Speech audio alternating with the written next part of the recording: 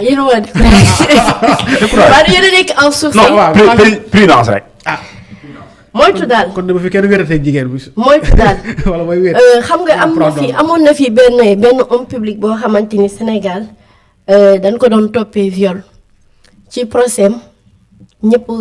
ñi demoon bokk couvrir ko. yaa ko tuddee man dama ni rek un homme public. lu taxoon condamnation moom bokk na ci ay kàddoom moom biñ ko waxee ni ko ndax xale bu jigéen bi elle était constante ci li nga doon def mu ni déedéet bëgguma revenir textuellement sur ses propos ndax teggin ak ñi ñuy suivre mais dafa wax ni moom bi mu yegg ci kaw xale bi dafa bañ ba pare dafa yooxu dañu ay yaa le juge a dit c'est bon c'est terminé c'est fini jeex na jeex. loolu la ko daal. waaw les propos de Cheikh pour dire bon wax naa ko xale beeg yooyu noonu maintenant dafa am benn affaire boo xamante ni dafa am bu souvent dañuy juum ci ni médecin bi ndax moom mooy wax ni viol am na ou pas médecin comme les policiers comme les gendarmes ils ne sont pas habilités à dire que viol am na wala viol amul. D'abord le certificat médical bi nga xamante ni souvent day am erreur d'interprétation gynéco bi nga xamante ni moom mooy xool xale bi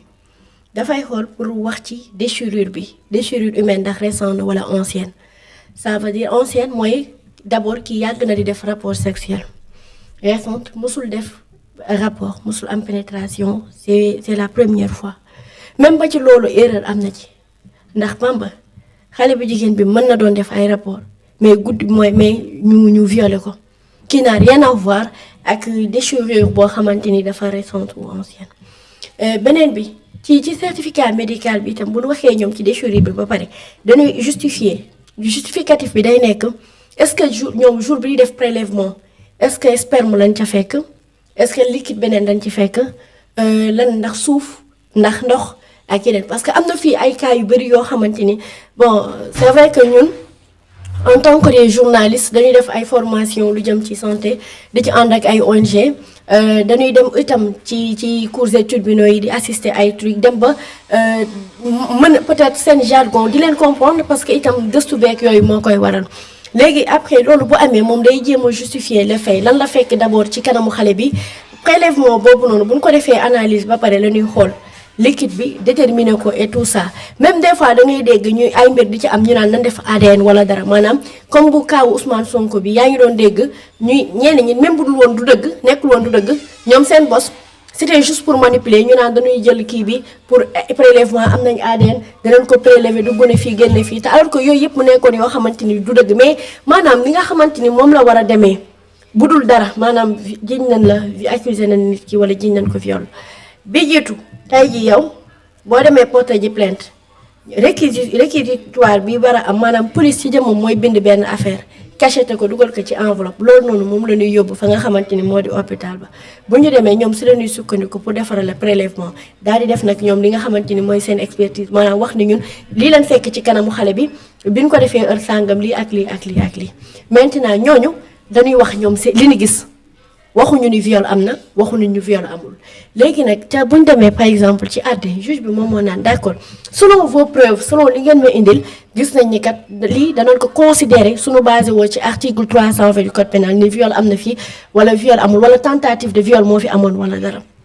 moo tax le cas de Fallou xam nga ñenn ñi dañu wax ni da ko ngeen baal ma da koo duwaate ñii di wax baaraam moom la doon utiliser gis nañ tante bi mu ni socc sax la doon utiliser xam nga ci article 320 bi itam dañu tout acte de pénétration quelle que soit la nature xam nga foofu itam c'est un peu compliqué c'est un peu compliqué Thioune ci tubaab maanaam tout acte boobu noonu maanaam maanaam de quelque nature qu'il soit waaw après virgule de quelque nature qu'il soit quelque nature qu'il soit. xam nga même quelle que soit la manière maanaam nature parce que boobu damay même da ngay gis ay juge ay juriste mais mën na nekk ci awra bi rek mais nekk feneen ak feneen aussi. waaw loolu yëpp wax na léegi am na fii benn cas bu amoon Kaolack li taxoon ñu jàpp ku góor ki mbirum baaraam lañ doon expliquer ça n'a jamais été un truc da koo baal ngeen baam da koo pénétrer directement ci kanamam ak yooyu noonu donc tey cuun itam c'est vrai que Bamba mi ngi la naan est-ce que texte bi mënuñu ko woon faram-fàccee ba mu gën a leer ndax léegi même policiers yi wala gendarme dañ koy wax da ngay indi am benn cas de viol ñu ni bii de kii njottu nañ ni bu demee dina am liberté wala ñu ni ak kii bi ni mel njott nañ ni bu demee kat lii moo si topp et tout ça maintenant y a une chose boo xamante ni dafa am ci mbir yi mooy les Sénégalais des fois dandul xalaat nga accuser nit à tort juste pour des defante pour ay defante wala pour problème mu famille man pour man loolu c'est honte c'est vraiment c'est lâche daal de la part ci ñi koy def ñu bëree bëri xam nga cas bi dañu wax ni parce que sa sœur démb ñun ñëpp déglu nañ ko ci télé yi mu wax ci benn télé fii lañ ko invité démb émission mu dégg ñëpp dégg li nga xamante ni wax na ko Pape s'il vous plaît Pape xam nga li nga xamante ni ñëpp dégg nañ ko muy expliquer déroulement bi wax papam kàddu yi mu yëkkati wax xale bi par exemple bi ñu ko jàppee ba léegi demande yi nga xamante ni mu ngi ko doon def ak ay avocat wam et tout ça ñoom dañ nit ñi seen tante la ñu nekkal tante ji moom moo ni doomam la ñu sàkku gis nañ dëkkandoo yi commencé di génn sénégalais am na suñu si mën ñaari wax ba ñetti wax dangay gis première vidéo yi njëkkoon di génn am ñu naan ñun fekkewun bi affaire yi commencé jël benn ampleur bi mu xaw a gën a sérieux ñenn ñi di wax naan man lii dama ko déggoon kese te même koñ bi la et tout ça xam nga Bamba dafa ñaaw nga nekk ci famille peut-être am noo fa nekkee nit ki di la xeex jiñ la viol dafa metti nga jiñ ko nit day lay topp jusqu'à la mort ça veut dire dañ naan moom moo fi sàkku diw moom baaxul tey jii bu fekkee ne da nga génn prison peut-être ñu bàyyi la nga génn itam mën nañ lay stigmatisation boobu mën na la topp say sa topp la te fekk nit ñi mën na sax ni dalay defal coup tey bu nu xoolee rek ci l'affaire Adji Sarr Ousmane Sonko biñ ne viol dafa am ñëpp xamoon nañ ni amul ñu bëri xamoon nañ ni amul bi ñu demee ba kii mais des fois ba léegi nii da ngay dégg ay noonu Ousmane bu ñuy wax lu ñuy wax affaire viol yaa ngi dégg rek tout récemment Abdou Mbow ca assemblée nationale ba muy wax xam nga mënoon na wax te du tudd viol affaire Adji Sarr Ousmane Sonko mais dafa ñëw naan ñu PV bi certificat médical bi PV wu Ndeye Khady Ndiaye ça veut dire des choses yoo xamante ni ñun suñu yoon nekku ci mais lu koy topp la beneen bi.